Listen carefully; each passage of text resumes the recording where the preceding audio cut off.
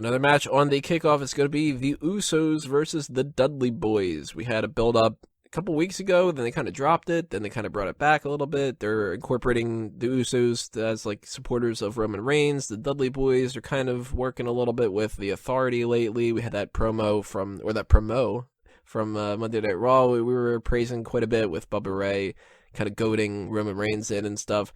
I wasn't too set on this overall, because it's kind of bugging me that this isn't a tables match. What do you guys think about that? Should it be a tables match, or is it fine just on its own? Why does it have to be a tables match? Because they were building up the whole thing with Dudley's not doing the tables anymore. Yeah, so it shouldn't be a tables match if they're not doing the tables anymore.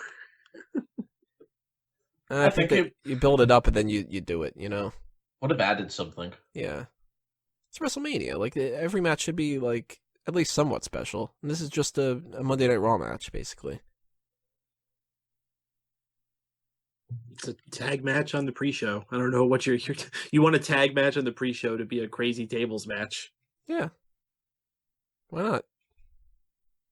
To be fair, they did do that with the midgets and... The voice midgets? The midgets, 3MB, and I forgot what the fuck... the WLC match? Yeah. Yeah, that was awesome. So they could just do something silly. I'd be up for it. And there is still a chance that they add that into there. Like, they could just be doing some kind of promo backstage, and then it's like, this match is now a tables match, but I don't think that they will. But I think that would have given it a little bit more pizzazz or something. Because Usos versus Dudley Boyz on their own, kind of don't care. Doesn't really matter. I'm assuming that the Usos win. It, like, either way, it doesn't matter. Sean, are you excited in any bit for this? Haven't I seen this match several million times already? No, because you don't watch. I know I don't watch. That's the problem. So then you haven't seen It's it. the same fucking shit over and over again. That's the It whole really point. isn't. Well, then how do you know if you're not fucking watching, Sean? You need to watch to know if it's the same shit over and over again. Wow. Shut my mouth and call me a ginger. What? Ginger. But the Usos are winning. It's just WrestleMania. The good guys always win at WrestleMania. It's like a fucking rule. Not always. And this is a pre-show match, so Dudley Boyz can easily win and nobody would really give a shit. Dudley Boyz look like they're being set up for something with the Authority. If they're doing this brand split, don't be surprised to see the Dudleys be some of the big hands for Triple H and Stephanie's side. And we do need heel teams, especially if New Day are baby faces now. I also wouldn't be shocked if we see Dudley split up here. Really? I mean, you're going to have bigger money with Bubba Ray than you are with Devon. Yeah. And if they're not going to do anything with them as a tag team, this might be the platform to do it.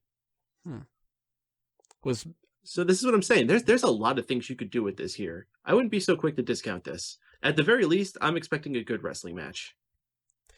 You know, yeah, that's like the optimistic way of looking at it. Is even though I can see this as not being good enough for like a WrestleMania card or whatever, if I were to take WrestleMania out of it, I like the Usos, I like the Dudley Boyz.